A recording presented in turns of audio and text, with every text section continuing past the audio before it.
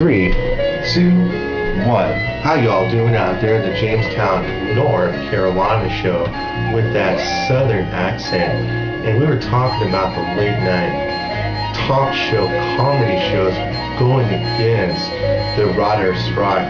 And I totally found it more than offensive, the fact that the two late night hosts weren't cool enough to step aside and have some substitute comic at least perform the late night duties while the writer's strike was concluded, and then their situation with the networks, they start getting their monies both ways. So what I'm noticing is the late nights going against the writer's strike.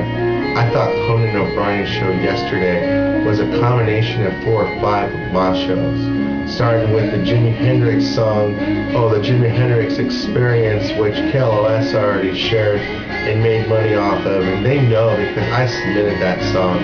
Anyway, we had Jimi Hendrix. Then we had Oakland Raiders comedy, but the guy was horrible. His football comedy was below the 49ers football season.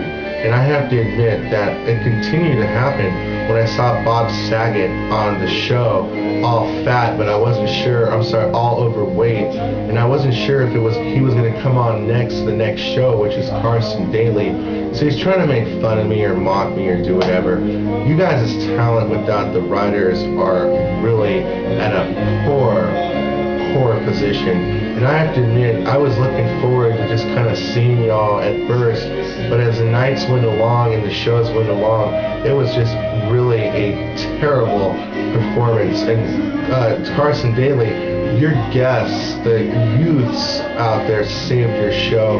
You had one girl singer, you had one other singer. Your show is really bad.